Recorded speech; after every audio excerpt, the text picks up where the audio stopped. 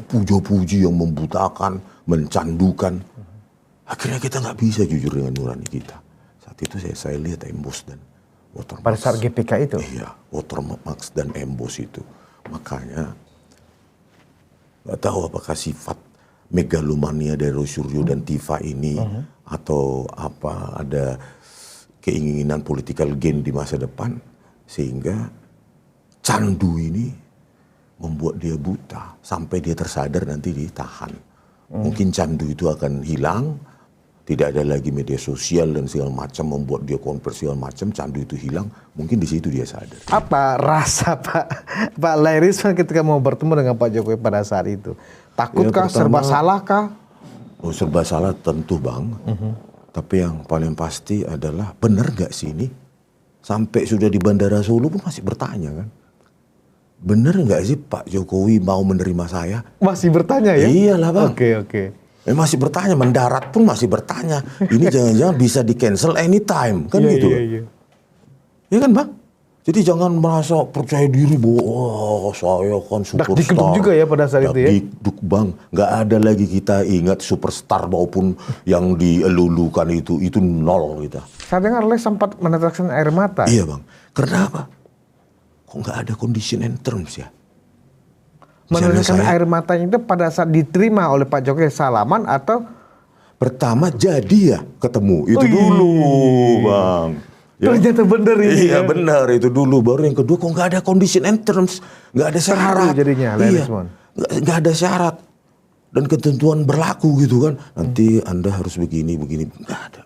Juga untuk membantu untuk percetakan ya. Iya Bang. Ini buku ini menarik sekali. Terdiri dari 10 bab penonton Ruang Konsensus. Pertama bab 1 tentang uji Embos dan Watermark. Menarik ini buat orang yang selalu mempersoalkan ini ya kan. Bang. Bab 2 tentang uji ELA. Nah Roy Suryo pasti akan takut nih kalau baca bab 2 ini.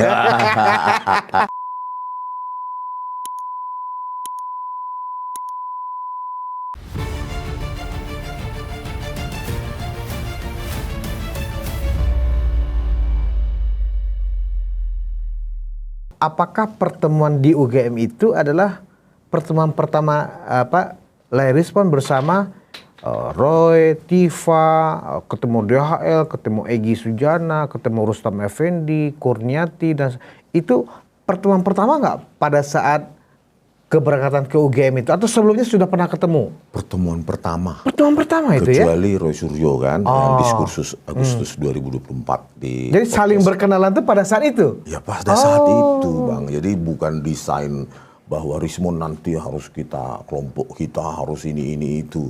Kalau nggak salah ya, ini mungkin aja bisa saya salah.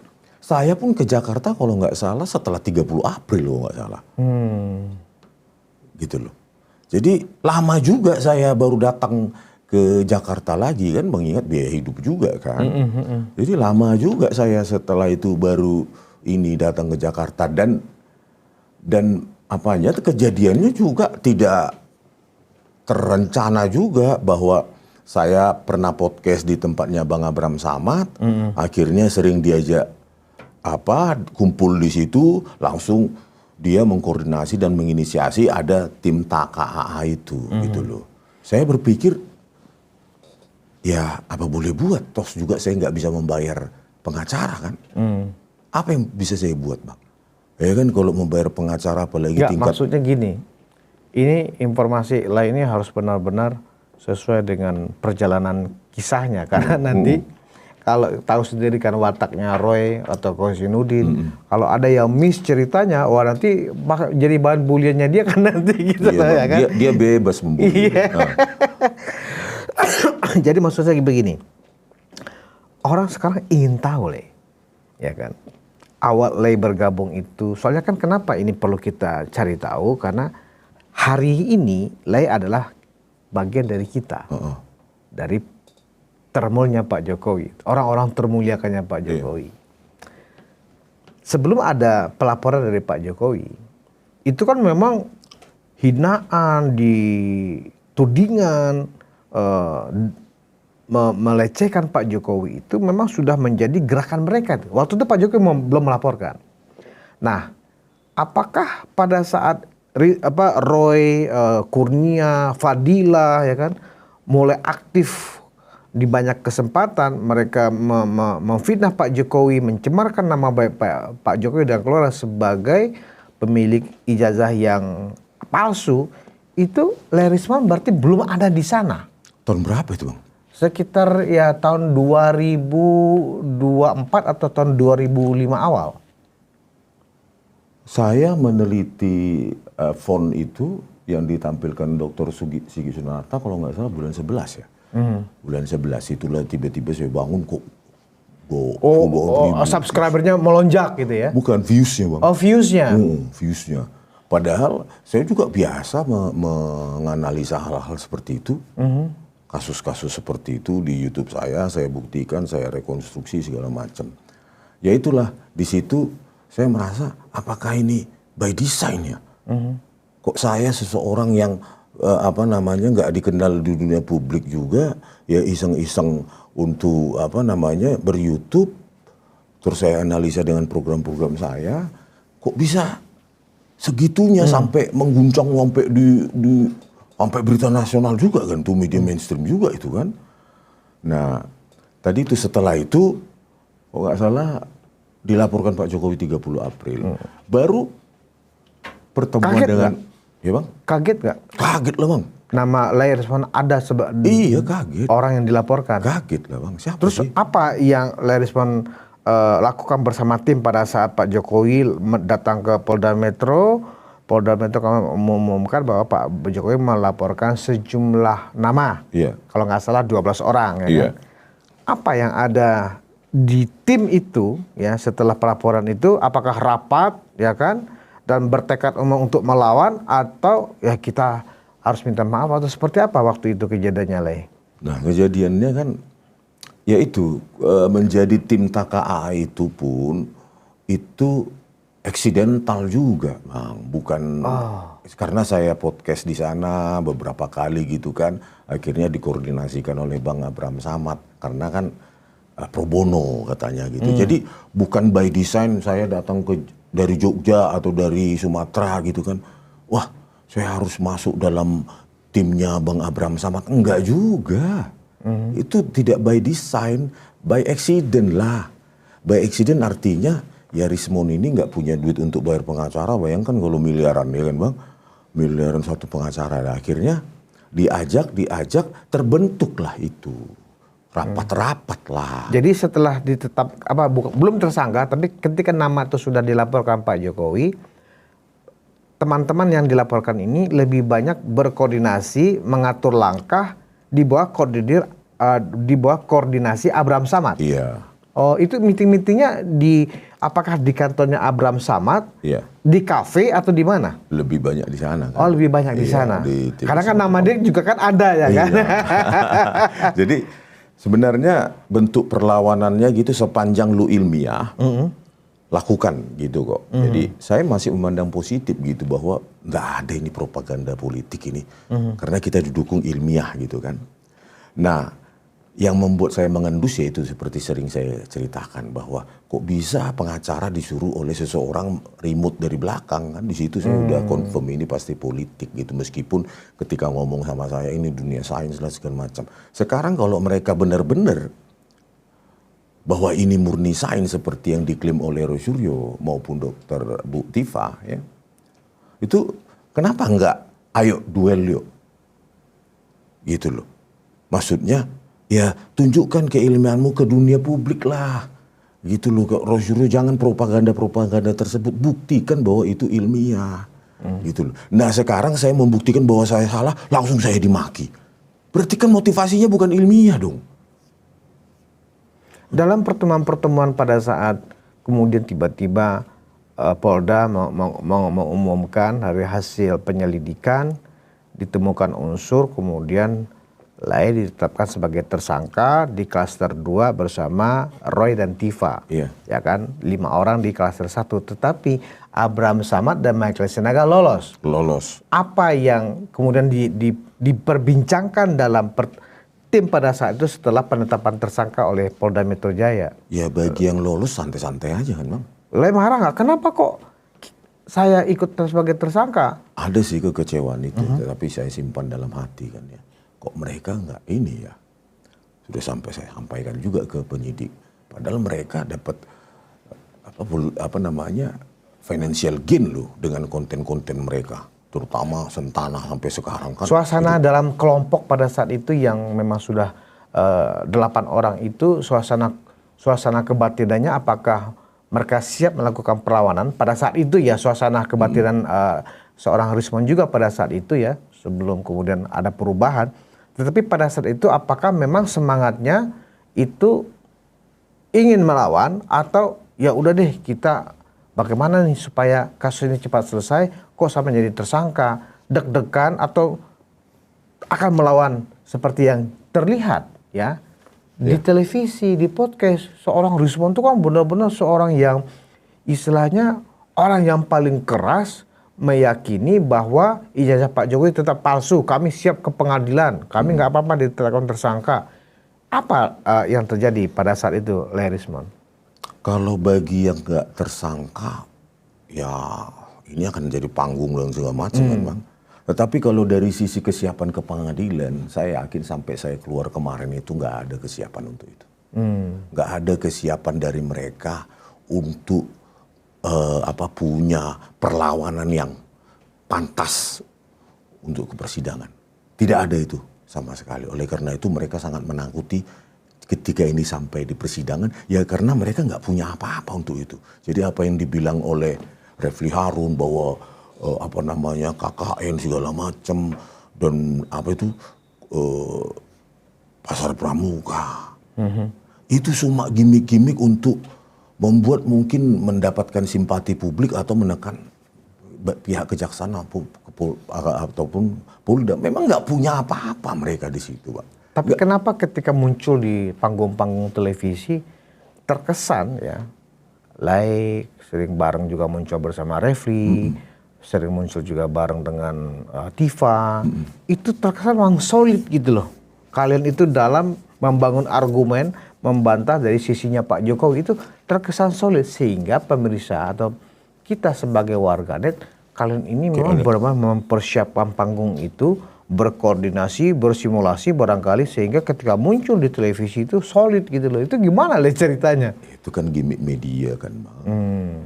Soliditas kalau saya kan memegang hasil penelitian saya. Nggak ada kaitannya dengan Bu Tipa, dengan Pak Roy. Ya saya pada saat itu semangat karena saya masih memegang itu sebagai kebenaran loh. Terutama Times New Roman itu. Gitu loh. Tidak ada kaitannya dengan argumentasi siapapun. Itu saya memegang karena saya mendapatkan, saya merekonstruksi itu cocoknya Times New Roman. Saya berani saat itu, gitu loh. Ya kan? Nah itulah argumentasi saya dengan meledak gitu loh. Tetapi ketika saya menemukan, nggak berani mereka juga membantah temuan saya itu. Ayo kita rekonstruksi pakai Times Roman yang sudah ada tahun 84. Bahkan saya dihina, dicerca segala macam. Jadi artinya apa? Mereka ingin membuat opini publik sehingga cinta buta kepada mereka. Bahwa orang yang berbeda sama mereka pasti pengkhianat, pasti dapat duit, pasti ini dan itu. Gitu loh. Bagaimana asal muasal kemudian muncul buku Jokowi White Paper yang heboh itu, yang dimana di situ adalah Le Rismon adalah kontributor terbesar di dalam materi isi buku Jokowi White Paper itu. Dalam berbagai kasus di YouTube saya itu saya analisa dan saya tuliskan, memang saya cicil pencocokan pon. Tapi itu sebelumnya ada kesepakatan kita nulis buku ada, yuk. Bang. Bulan 11 itu sudah saya mulai cicil gitu, saya kayak gitu. Menarik ya ini kasus kalau kita bawa ke seminar ilmiah gitu loh. Dunia pencocokan font itu. Kita opreng-opreng lagi yuk sistem operasi saat itu. Teks editor saat itu gitu. Saya berpikir begitu. Jadi saya menuliskannya dalam mulai bulan 11 itu. Sepanjang saya mengonten, ya saya analisa terus saya tuliskan gitu. Nah, buku JWP itu eksiden juga, ya kan. Nah, bulan 6 saya dan Bu Tifa teleponan setelah sudah jadi tersangka itu supaya kita tidak khawatir ini. daripada kita tenggelam dalam rasa khawatir, kenapa nggak kita tuliskan buku saja? Itu ide saya. Kemudian begitu guys, Bu Tifa tulis berapa halaman, Roy berapa halaman, saya berapa halaman, ada kesepakatan begitu? Ya berapa tulisanmu aja. Oh, Gitu loh. emang Tifa waktu itu sudah menulis dia? Nah, saya nggak tahu tuh Bang. Tiba-tiba dia kasih materi aja? Iya. Nah, saya pun nggak tahu tentang dia karena ya kita kelihatannya solid dia apa kan ketemunya sekali seminggu juga Bang. Sekali seminggu paling pada saat konversi gitu. Kehidupan setelah itu ya nggak tahu juga. Roy Suryo juga menulis berupa membuat artikel dikirimkan dalam bentuk Word ke Lerismon sebagai pengumpul naskah atau gimana? Itulah mirisnya. Di situ saya sudah curiga dia bukan penulis dan ahli. Ya kan? Gimana kok mirisnya di situ gimana? Miris.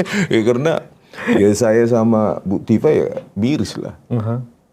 Ini orang kok ngirim apa dalam WA chat gitu. Jadi materi yang ada di buku Jokowi Paper itu bukan berupa Word, berupa file gitu ya? Bukan file attachment dari gitu. ke WA? Dari WA. Nah, gimana ceritanya tuh panjang begitu bisa ke WA? berarti kan nulisnya pakai HP ya kan? Iya.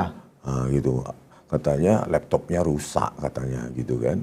Pakai telematika kok laptopnya rusak, aneh juga ya? Harusnya bawa kemana-mana bawa laptop. Mempraktekkan algoritma apa jadi dia mengirimkan file untuk diterbitkan ke dalam buku Jokowi White Paper itu by WA berapa panjang dan berapa kali kirim itu?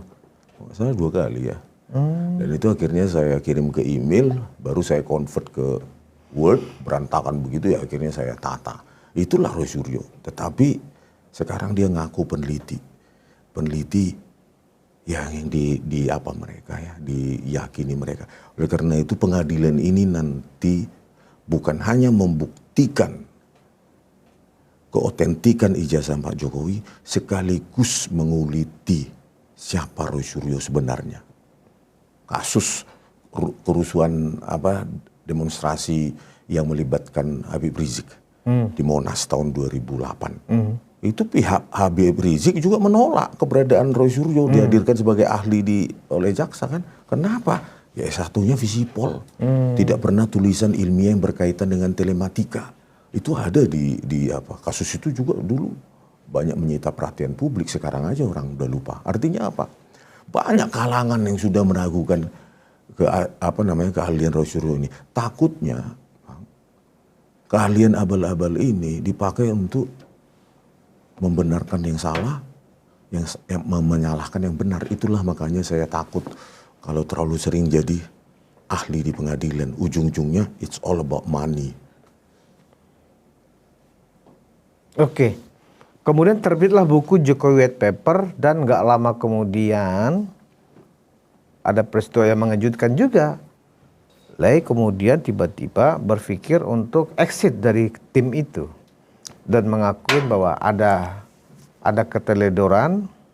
Bagaimana ceritanya sehingga bisa menerima RJ itu? Siapa yang menginisiasi pertama kali? Saya dong pasti. Ya kan bersama Jagir, Bang Jagir. Iya setelah saya pikir-pikir baru saya ceritakan ke Bang Jagir. Jadi bermula itu 15 Desember atau pada saat gelar perkara itu. Ya, GPK. Ya, di Polda Metro Jaya itu. Saya perhatikan detail itu. Tapi saya tetap berbohong saat itu. Untuk mempertahankan hipotesis saya, tulisan saya di buku JWP. Orang kalau sudah candu di glorifikasi, wow, pejuang kebenaran, pejuang. Siapa sih Bang yang nggak candu?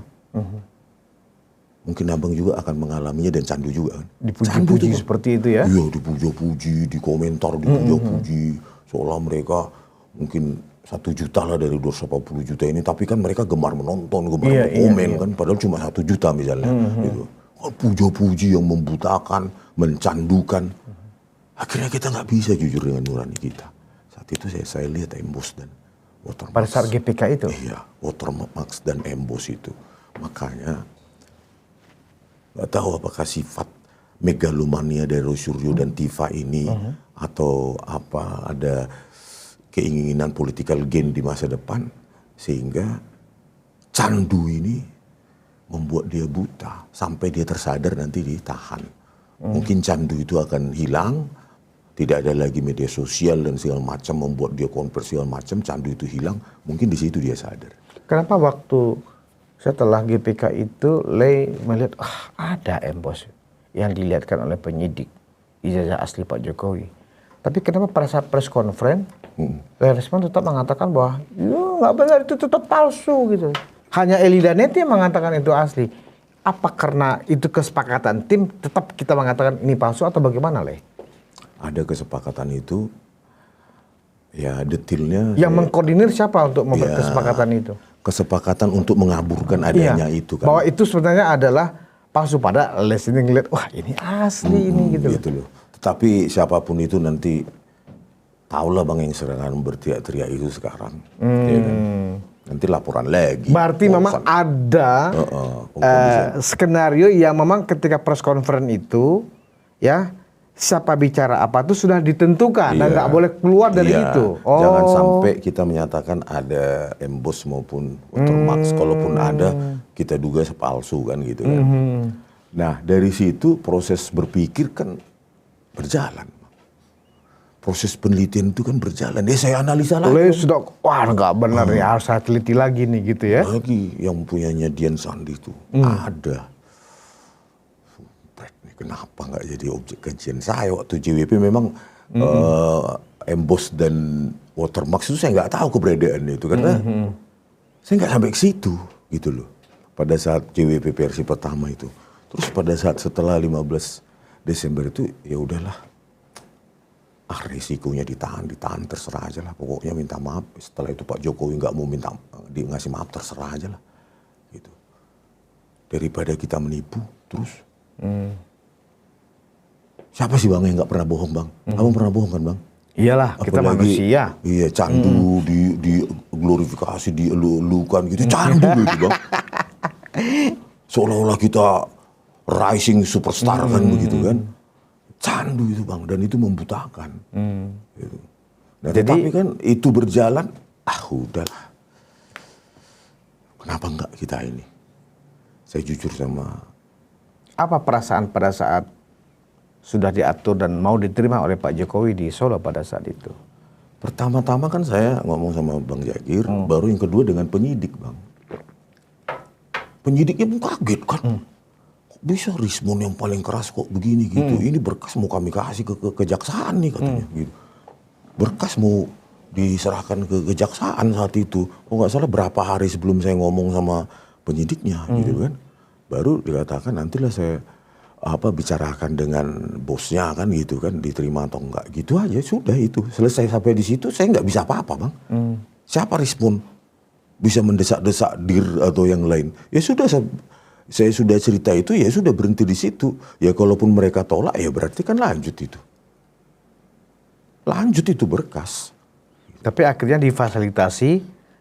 Ya mungkin diskusi permintaan RJ-nya Rismon. Iya. Setelah mereka mungkin diskusi, rapat segala macam lah, gitu.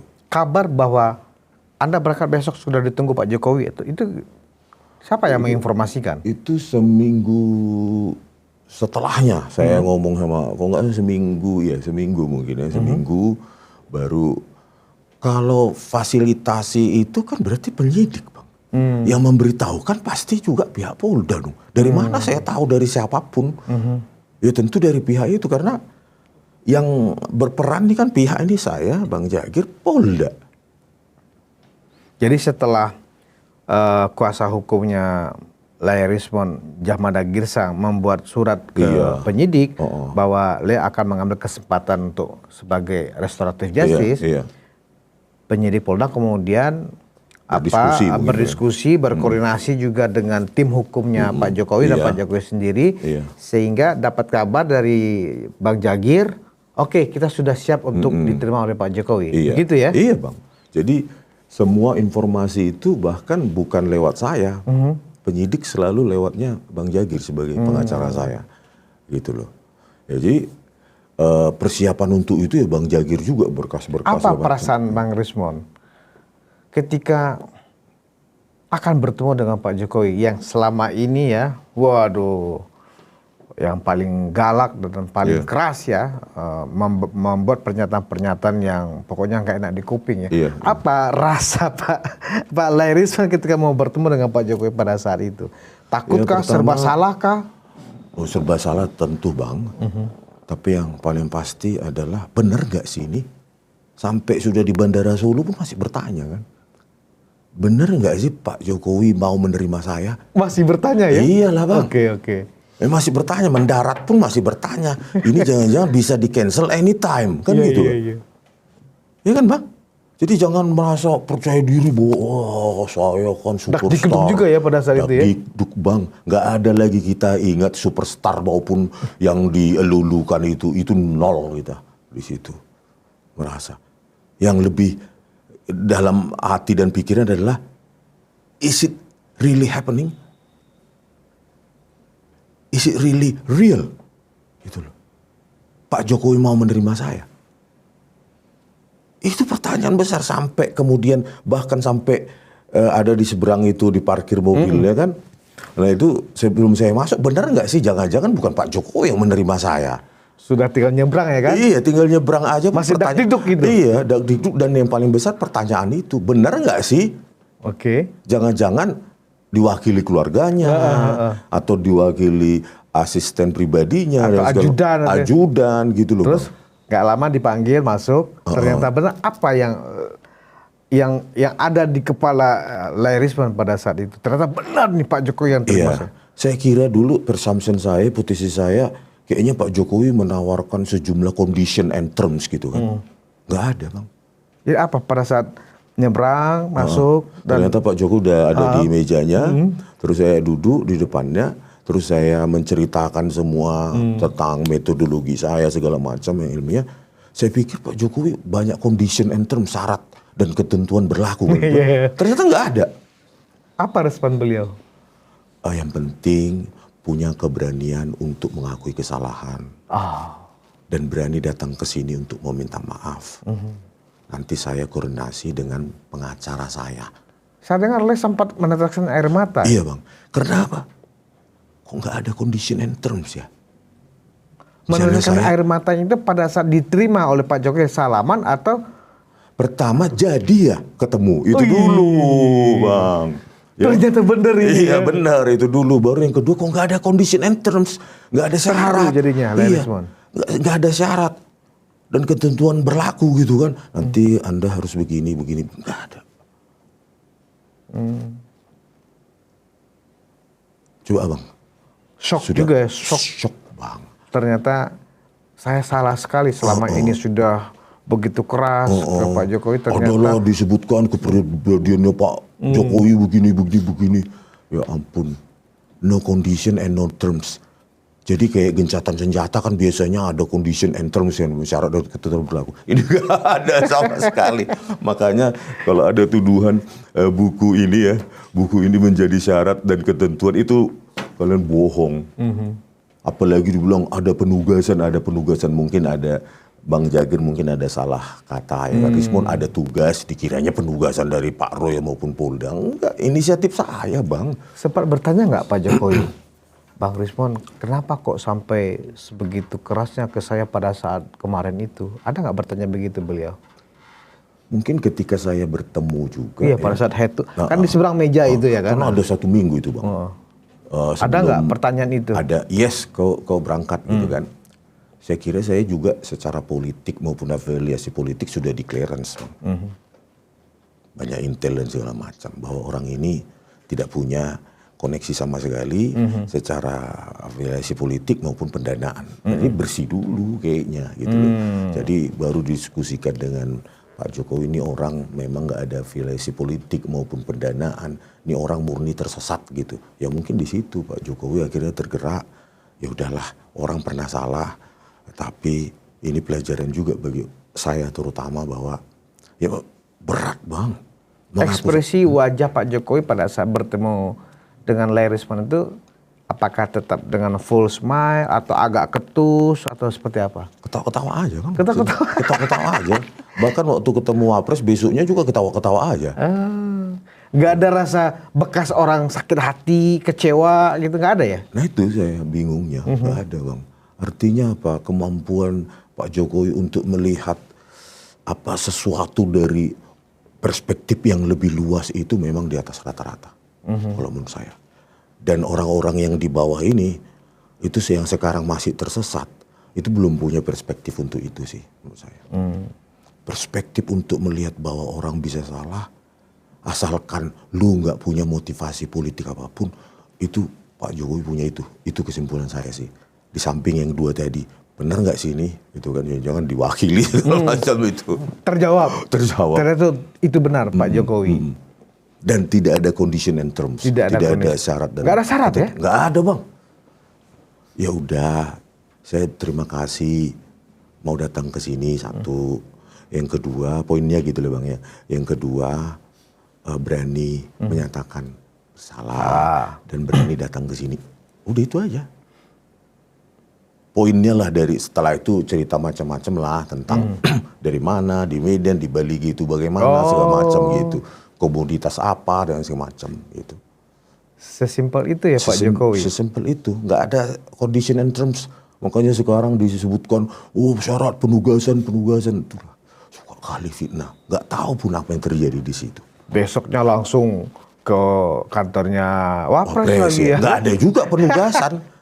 Condition and terms itu nggak ada juga. Ya udahlah Bang Rismon gitu aja. Kita sekarang cukup 0-0. Kita sudah saudara sekarang. Itu tok. Itu kata Mas Wapres? Iya cerita. Besoknya setelah itu cerita tentang Sumatera Utara.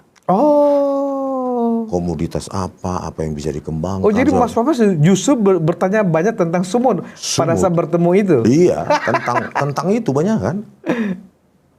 Gitu loh Bang. Dan ke kantor Wapres pun insidental juga kan. Maksudnya langsung balik ke Jakarta aja gitu. Ternyata ada, nggak tahu bagaimana mungkin Mas Wapres yang menyuruh akhirnya mendadak kan. Harus sampai di Jakarta jam 9 pagi. Gitu aja. Dan pembicaraannya jauh dari hal-hal yang berbau ijazah itu. Ya udahlah yang penting Bang Rismon sudah mengaku salah. Minta maaf, bisa mengkoreksi itu bagus katanya Mas Wapres. Sisanya cerita tentang Sumut. Komoditas kopi, Danau Toba, segala macam. Apa yang bisa dikembangkan di Sumut gitu kan. Itu aja ceritanya, panjang 1 jam, cuma itu. Lebih banyak tentang itu ya? Tentang Sumut Bang. Oke. Nah, di meja ini Rismon membawa buku berapa halaman nih, tebal sekali? Hampir 800 Bang. 800 halaman ya. Itu berjudul Monografi dulu, ya? Monografi. Ini buku yang diterbitkan oleh Rismon. Ini antitesis dari Jokowi White Paper ya? Iya Bang, jadi sebenarnya antitesis seperti diametral. Monografi. Ya? Iya, monografi. Autentikasi ijazah Joko Widodo _2 sebuah kajian forensik digital. Iya Bang. Ini ada 10 bab. Ya, ini belum diperbanyak oleh Rismon. Ini baru hanya berapa yang sudah dicetak secara mandiri ini baru 10 ya? Baru 10. Oke, bahkan saya pun nggak dikasih. Karena terbatas Bang. Jadi ini ditulis oleh Rismon Hasiholan Shanipar. Jadi ini nanti kita urus dulu ISBN-nya, baru terbit, biar jangan diperbesar-besar Bang, baru nanti ISBN-nya terregistrasi online dulu, baru diperbanyak. Itulah. Oke, jadi, boleh saya bacakan bab-babnya ya? Oke Bang. Supaya ada yang tertarik juga untuk membantu untuk percetakan ya? Iya Bang. Ini buku ini menarik sekali, terdiri dari 10 bab, penonton ruang konsensus. Pertama, bab 1 tentang uji emboss dan watermark. Menarik ini buat orang yang selalu mempersoalkan ini ya kan. Bang. Bab 2 tentang uji ELA. Nah, Roy pasti akan takut nih kalau baca bab 2 ini. Bab 3 analisa lapisan visual ya. Bab 4 uji overlay. Bab 5 analisa glip ya. Iya, bentuk huruf. Bab 6 analisa pola derau atau noise pattern analysis. Bab 7 uji proportional spacing dan kerning. Wah, ini bahasanya bahasa teknis ya. Bab 8 overlapping detection. Bab 9 uji lintas stempel. bab 10 pencocokan citra wajah. Jadi memang ya buku ini memang bentuk pertanggungjawaban Richmond secara ilmiah, karena Richmond adalah seorang ahli digital forensik. Bagaimana kekeliruan yang pernah dulu dilakukan oleh Richmond dipertanggungjawabkannya juga secara ilmiah dengan menulis buku ini. Dengan buku ini ya ingin disampaikan bahwa tidak ada alasan ya bagi seorang Richmond yang meneliti ijazah Pak Jokowi berdasarkan fotokopinya Dian Sandi Iya. bahwa memang itu asli. Bukan Ya. fotokopi bang, foto atau scan. Foto atau scan ya, foto atau scan yang diterbitkan oleh Dian Sandi. Dengan terbitnya buku ini, saya pikir diskursus bahwa ijazah Pak Jokowi itu nggak ada, diskursus bahwa ijazah Pak Jokowi itu palsu, setidaknya seorang Richmond secara ilmiah sudah menunjukkan sebuah bukti bahwa itu semua salah. Ijazah Pak Jokowi ada, ijazah Pak Jokowi itu asli, ya. Nah, memang ini belum diperbanyak ya, Le. Dana mencetak kan. Dalam mencetak. Pelan-pelan. Dan ya. rencananya Le Richmond akan membagikan ini ke seluruh perpustakaan kampus di Indonesia ya. Iya sih bang, kalau ada dana cetak ya mungkin sekian ratus juta gitu, ya masuknya kalau dijualkan itu nyampenya ke koleksi pribadi. Oh oke. Kalau ini kan kalau kita kirim ke perpustakaan dia lebih abadi kan, dibaca oleh banyak pihak, bisa dijadikan kajian oleh dosen-dosen dan mahasiswa. Jadi kayaknya prioritasnya ke perpustakaan dulu lah, perpustakaan universitas gitu. Karena banyak sekali kan berkeliaran, Richmond cari duit, sakit juga telinga kayak gitu bang, ya kan, sakit telinga itu bang. Artinya secara materi dan isi memang beda sama sekali dengan buku Jokowi White Paper yang Jadi kalau Richmond yang ada di bab sana 1 juga. dan bab 10 ini kan memang belum ada. Nah, ini kan bab 2 sampai bab 9 ada, itu berdasarkan variabel yang saya tambahkan, yang selalu ditertawakan Roy Suryo itu kan translasi, rotasi gitu. Padahal nggak paham dia apapun tentang itu, tapi dijadikan bahan ejekan ya kan. Bahwa hasil translasi dan rotasi itu memengaruhi analisa bentuk huruf dan segala macam. Belum lagi kita berbicara tentang apa namanya lighting dan segala macam. Jadi aduh, orang nggak bidangnya menertawakan ya kan. Jadi ya udahlah nggak usah kita bahas itu. Oke. Kalau Anda bantai aja dengan buku. Yang pasti target kami ya, target saya adalah utamanya dibagikan di perpustakaan aja gitu loh. Universitas dikirim secara gratis. Karena itu akan lebih beradab kita daripada jadi bahan cibiran di medsos segala macam, padahal yang mencibir juga nggak pernah nulis buku ya kan. Kayak orang Sentana itu. Jadi saya sampai sebutkan. sekarang Le Richmond belum menemukan teman atau kerabat atau kolega yang mau menerbitkan buku ini. Belum ya? Ada percetakan barangkali? Ya nanti lah bang, ada duit dulu baru kita bicara untuk itu. Tapi kan, belum Bang. ada percetakan yang oke kami ambil, kami yang Belum, terbitin. Bang. Masih ngurus Bagi hasil begini bla bla bla bla. Belum ada ya? Belum. Masih mengurus ISBN dulu biar terdaftar, ya terdaftar secara resmi, jadi nggak perlu ada nanti perdebatan segala macam yang nggak nggak menguntungkan kita. Gitu. Jadi menguntungkan publik juga. Kalau menurut saya tadi kembali lagi ya ke waktu Pak Jokowi selalu itu semua pasti disuruh dukung segala macam. Soalnya ada condition and terms, ya udahlah makan fitnah kalian sampai kuburan itu. Berarti dibandingkan pada saat Le Richmond masih bersama Roy Suryo kan bisa tuh menerbitkan buku Jokowi White Papers. Berarti ada pendonornya ya atau ada Enggak bang, PO saat itu. Oh PO aja. Jadi soft launching di UGM itu setelah daminya ada, terus banyak yang memesan sebelum cetak, jadi PO pre-order gitu loh bang. Berdasarkan pre-order, uang terkumpul baru bayar percetakan. Oh gitu. Bang, kan gitu. Kalau ini belum sampai ke situ. Saya Belum buka pre-order. Belum bang. Oh oke. Janganlah dulu.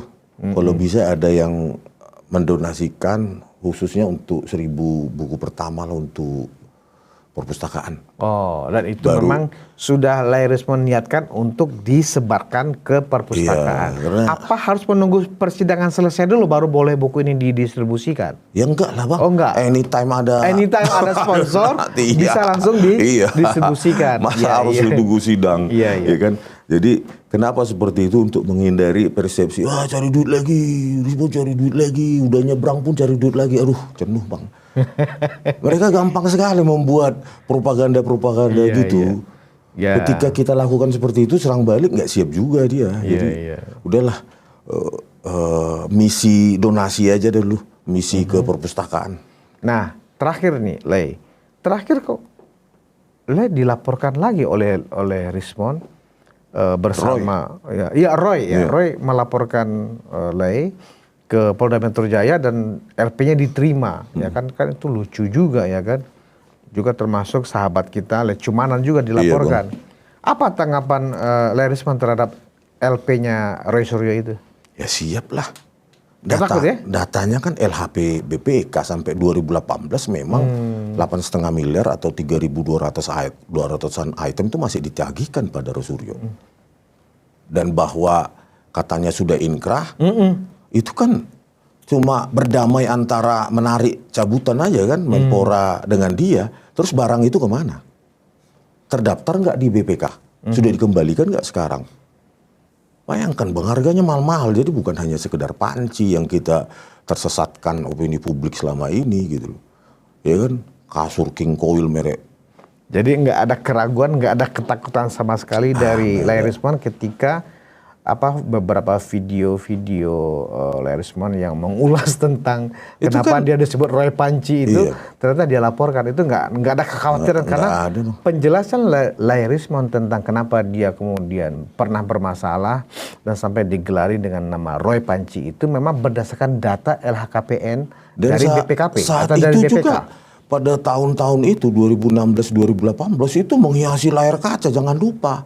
Sampai Rohman Paris pun juga berkomentar, Roy Suryo kalau kau butuh matras ini saya kasih berapa truk gitu. Kan saat itu, ya kan? Nah, bagaimana dengan keberadaan kasur 175 juta itu, 210 unit lensa kamera, 2,1 miliar, itu ada nggak? Dikembalikan nggak ke ini? Ke ke negara, menjadi dilelang, terus hasil lelangnya itu berapa? Itu kan perlu investigasi, bukan hanya sekedar sudah inkrah. Barang itu katanya alasannya alasan pencatatan. Logis nggak? Institusi sebesar BPK itu kesalahan pencatatan. Nggak logis dong, ya kan? Dan ada juga berita di sebuah media, kalau nggak salah Detik, tahun 2020 juga dia masih menanyakan bagaimana sih penyelesaian pengembalian itu. Ternyata diselesaikan di luar persidangan katanya. Loh, ini kong kali kong atau apa ini? Harusnya kan ke BPK aja harusnya ditangani kasus itu. Laporan BPK itu bisa nggak dibawa ke ranah hukum atau enggak, kan begitu? Berarti itu bukan ujaran kebohongan ya yang Lei sampaikan itu ya? Ya, saya juga akan tanya juga lah ke BPK. Kapan itu dikembalikan? Soalnya dalam 4 tahun berturut-turut, 2015, 2016, 17, 18, itu masih ditagih oleh Kemenpora karena ada laporan LHP BPK. Udah 4 tahun dia nggak jadi menteri. Gitu loh. Kok itu ada? Kalau Anda bermoral tinggi, yang selalu menuntut Pak Jokowi moralnya tinggi juga, harusnya 2015 sudah nggak ada masalah itu, barang-barang itu. Bahkan sejak lu keluar dari rumah dinas, ya nggak perlu, karena lu cuma bawa yang lu beli aja. Bukan anggaran Kemenpora kan. Jadi menurut Lei, Roy masih tetap valid dipanggil sebagai Roy Panci atau bukan Roy sebenarnya? kasur sih. Roy Kasur. Roy kasur 175. Oh, bukan lagi Roy Panci ya, Aduh, Roy itu Kasur. seperti menyepelekan bahwa yang dia bawa cuma piring sendok panci saja. Tapi ada kasur juga Kasur tuh. 175. Makanya mulai sekarang kita sebut Roy kasur 175. 175 itu apa? 175 juta. Oh, ada ya. Kasur harganya 175 juta. Pernah ngeliat Bang? Belum pernah. Sama. Lebih dari King Coil kali ya? Tapi mereknya King Coil. King Coil ya? Markup apa ya? Oh, jangan-jangan. Jadi itu memang data kasur 175 juta tuh dari BPK. BPK. Bukan karangan atau data yang nggak bisa dipertanggungjawabkan yang Lai sampaikan. Aduh, lampirannya aja ada di sejumlah media kok. PDF. Mau kemana sih dia? Cuma nanti begitu saya ada waktu, ya saya akan ke BPK. Saya akan ngonten di sana. BPK harus bertanggungjawabkan uang rakyat itu. Yang 8,5 miliar itu. Yang Anda tagihkan ke Roy Suryo lewat Kemenpora. 3.200 item. Itu uang rakyat. Jangan kong kali kong pemutihan dan segala macam. Karena gugatannya terhadap dia dicabut, langsung selesai itu barang. Harus ada dong benar salah misalnya. Misalnya laporan, oh salah, itu bukan punya Roy Suryo misalnya. Harus ada dong hasil pemeriksaan berikutnya oleh BPK. Atau oh sudah dikembalikan total sekian item, total sekian miliar. Harus ada dong. BPK harus saya datang itu. Begitu itu nggak ada, saya laporkan ke KPK. Jadi ini bisa juga panjang juga cerita pelaporannya Roy Iya Suryo dong Bang, ini. kok enak banget dia. Saya hanya menganalisa rujukan LHP BPK. Dia kan ingin membungkam supaya saya nggak mengorek-ngorek itu lagi. Justru dampaknya nanti ke BPK ya Iya, kan? BPK juga saya ngonten di sana ya kan. Iya. Begitu nggak ada, kan 2018 masih ditagihkan. Berarti LHP BPK 2019 harus clear dong itu. Iya. Tapi bagus juga nih tentang kasur 175. Kita nanti minta teman-teman Termol ya untuk mencari tahu ke King Koil, benarkah ada kasur senilai 175 juta? Saya juga pengen tidur tuh kayak apa sih tidur di atas Bang, ya? kasur? Mungkin kayak di atas 175 juta. udara gitu ya. Ngambang gitu ya kan. 175 juta. King Koil dipakai Roy Suryo. Gila. Di rumah dinasnya itu. Tidur di atas kasur 175 juta. Jangan-jangan di samping kiri kanannya ada bidadari. Jangan-jangan luasannya berapa meter ya? Jadi bukan kalau panci terlalu ece-ece ya. Nggak asik ya. Terlalu ece-ece, itulah pembenaran dia. Kan selama ini kan di televisi, bahkan ketika saya bergabung dengan dia itu saya tanyakan tuh gimana sih Mas kasus panci? Barang-barang receh saya dijebak katanya. Itu dia bilang gitu. Terus setelah saya Google ternyata nggak barang ece-ece yang ditagihkan. Gila ya. Kameranya berapa unit itu? 210 lensa kamera. Lensa kamera. Itu toko itu Bang. Iya, 2,1 satu toko miliar. itu benar-benar. Terus kamera digital 208 unit. Satu toko juga Satu itu. toko juga itu 1, bisa hampir ya? 1,5 miliar. Terus peralatan studio gambar, fotografi itu 262 item, 1,3 miliar. Apakah itu sudah diserahkan ke BPK, Kemenpora, terus dilelang? Itu kan harus tercatat dan dilelang. Hasilnya berapa hasil pelelangan itu? Tapi heran juga ya, Le. Sebanyak itu kamera dan lensa kamera itu untuk Kemenpora untuk apa ya? Katanya itu kan dari rumah dinas Roy Suryo. Tapi kan itu pengadaan berdasarkan pengadaan untuk kantor Kemenpora kan maksudnya? Bukan Bang. Oh bukan ya? Dari, ya kan di audit rumahnya Roy Suryo. Oh, jangan-jangan dia mungkin karena dia mengaku pakar telematika dia mau buka toko kayaknya. Iya ya. Toko apa semacam equipment broadcasting gitu kali, kamera. Terus alasannya katanya ada di berita online sudah selesai karena pencatatan salah. Saya kan tanya itu ke BPK, kalian salah ya? Pencatatan itu kok gobloknya maksimal. Gobloknya maksimal. Iya kan? Bisa salah gitu loh setingkat BPK. Padahal BPK ini LHP-nya selalu menjadi rujukan di sidang, di hukum. Kok bisa sesembrono itu salah catat menurut Roy Suryo? Berarti sama aja dia meng-LP-kan Lai Rismond, dia sama aja membuka boroknya sendiri yang bisa jadi ada kong kali kong dengan BPK. Yes, saya akan bongkar tuh. Masuk jebakan sendiri. Iya, saya laporkan ke KPK kalau nggak ada bukti itu. Bisa nggak disebut bahwa pelaporan Lai ke Polda Metro Jaya ini dia menggali kuburnya sendiri? Bukan hanya kubur Bang, lubang dalam. Yang bakal dia nggak bisa keluar lagi, ya kan? Pantesan Lai aku lihat kayak senang sekali dengan pelaporan Rismond ini. Loh, datanya data BPK. Kemenpora juga menyurati sampai 3 kali. 2016 dia mulangin cuma 500 juta kata Kemenpora. Sisa 8,5 miliar. 2018 masih ditagih, bisa nggak dia bantah itu? Kok ujuk-ujuk sudah damai, sudah ditarik oleh Menpora Imam Nahrawi. Dan bahkan katanya sudah inkrah. Oh, sudah inkrah. Inkrah mananya? Inkrah kalian. Dengan BPK inkrah nggak? Menarik ini. Kita tunggu follow up dari pelaporannya Larry. Saya akan kejar ke BPK itu, Roy Suryo. Kalau enggak kita laporkan ke KPK, enak kali. 8,5 miliar uang rakyat. Oke. Kembali sedikit lagi. Ini sudah P21, walaupun katanya belum P21. Tapi kami meyakini ini sudah P21 dan akan segera masuk persidangan. Dan Larry Rismond katanya siap bersaksi juga di sini. Saksi bahkan ahli pun siap. Saksi siap, Iya. sebagai ahli pun siap. Iya. Tapi bukan saksi mahkota, bukan? Nggak tahu kalau katanya sudah pernah terjadi tersangka nggak bisa mahkota katanya. Oh. Jadi saksi aja. Jadi saksi aja. Iya, gitu. Dan Larry sudah siap ya? Sudah di BAP kok Bang. Bahkan kalau misalnya mereka menyiapkan juga pakar digital forensik yang katanya lebih pakar dari Larry pun nggak ada masalah. Siap. Itu kan obrolan podcast tengah malam Bang. Ya kan. Ya ini jadi apa ini lampiran BAP saya sebagai saksi. Ini dia bukunya. Karena kan dia banyak menghadirkan ahli-ahli yang katanya profesor-profesor ya kan? Apa Bang? Siapa? Nggak ada itu. Profesor Topo apa gitu. Tono, Saksono. Tono, Yalah. yang nggak usah. sudah Nanti kita cerita opa-opa itu. over aja lah. Over aja. Over aja lah. Nanti kena laporan lagi. Iya.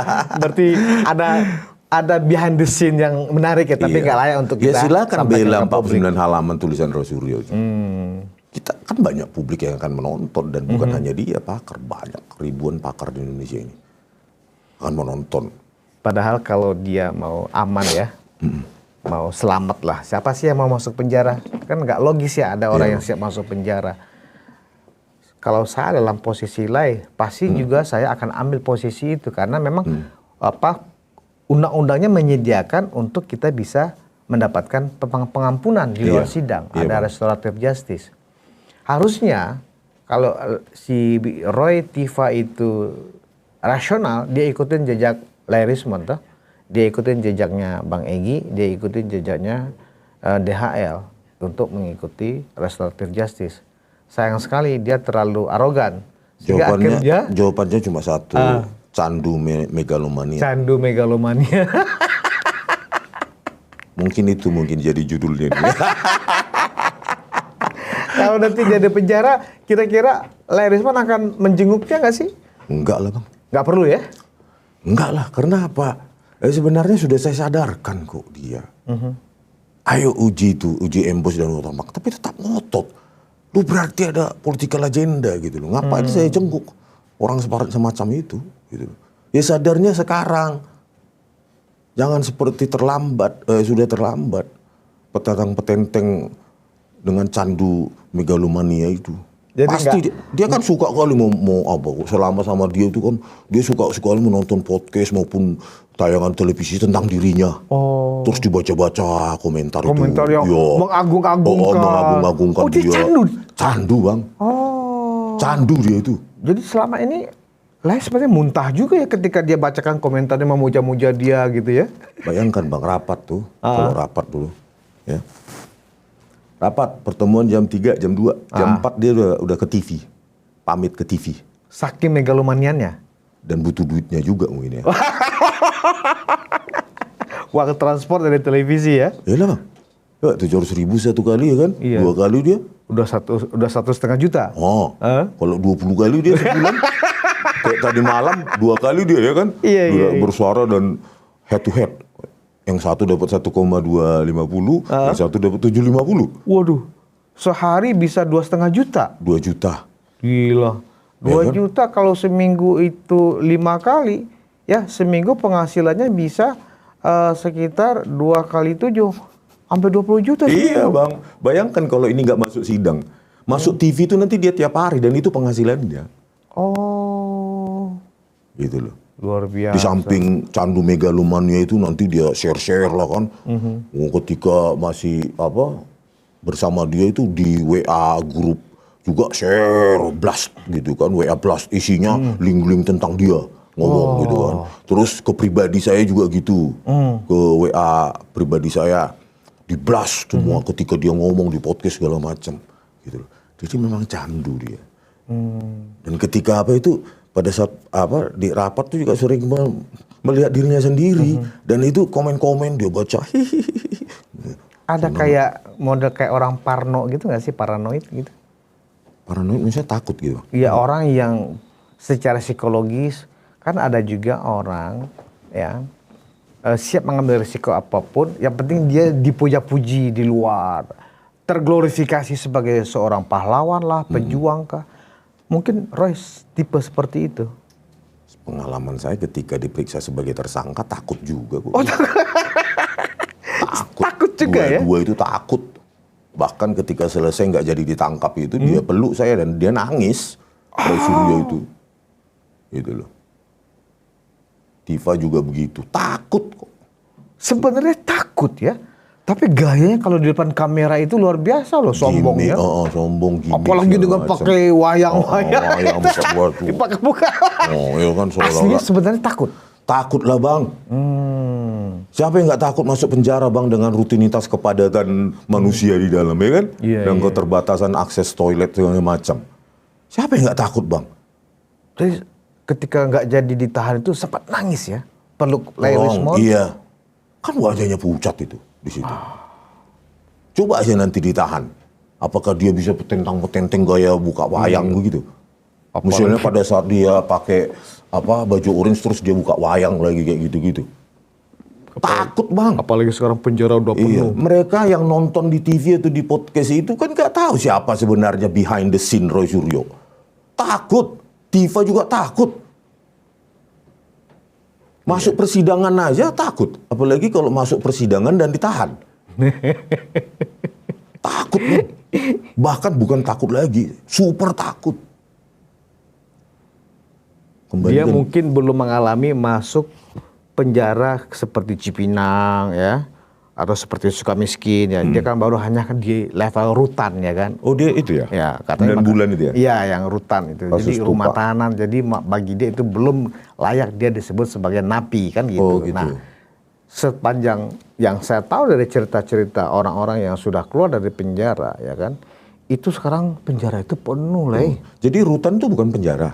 Menurut dia bukan, makanya dia nggak marah, dia disebut sebagai mantan residivis. Dia belum residivis kata. Karena tinggalnya di rutan. Berarti kondisi rutan jauh lebih baik ya? Jauh lebih baik ya kan. Sebaik-baiknya di rutan ya kan. Nah, misalnya ukuran 4x6. Isinya 150 orang, tidur berdiri. WC kecil, hidup air, keran itu nyala, hanya malam hari itu pun nggak cukup sejam. Bayangin Ray, bagaimana tuh tidur dan pet-petan itu. Jadi sekali lagi, Lay punya kebijaksanaan yang itu mungkin anugerah dari Tuhan. Segera Tapi Eling. bukan kebijaksanaan saya Apa juga itu? sih bang. Hah? Ya memang kebesaran hatinya Pak Jokowi. Iya, tapi kan dimulai dari inisiatifnya Lay ya iya, kan. iya. Kalau Pak Jokowi Tapi yang menentukan coba Pak Lay. Jokowi juga. Iya. Betapa mengerikannya hidup di penjara. Mending kita hidup sebagai orang susah asal jangan di penjara kan. Iya. Mending kita ngontrak di 3x3 gitu.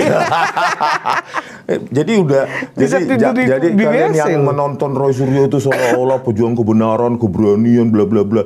Itu tuh kebohongan itu. Saya melihat Dia nangis. ya Takut. betapa dia pucat penentuan mau dipenjara atau enggak kan pada saat itu kan kami mau ditahan atau tidak kan tegang lah. Gitu loh. Menunggu keputusan. Bahkan ke dokter Tifa itu yang bagian cewek-cewek yang memeriksa kesehatan sudah datang. Artinya apa? Kolaps ya kan? Siap ditahan gitu loh. Gitu loh. Ya kan? Saya juga begitu disuruh nunggu sama penyidik, penyidiknya bilang tunggu sebentar bla bla bla gitu kan. Ya saya untuk mengantisipasi atau meredakan kekhawatiran saya minum kopi aja, merokok, ada ruang rokoknya situ. Ya itu yang saya bisa lakukan gitu loh. Dan di sana saya tanyakan pihak penyidik, Roy Suryo juga panik kok, takut gitu loh. Mau ditahan tuh jadi Jangan kalian tertipu dengan tampilan seperti itu. Dia penakut.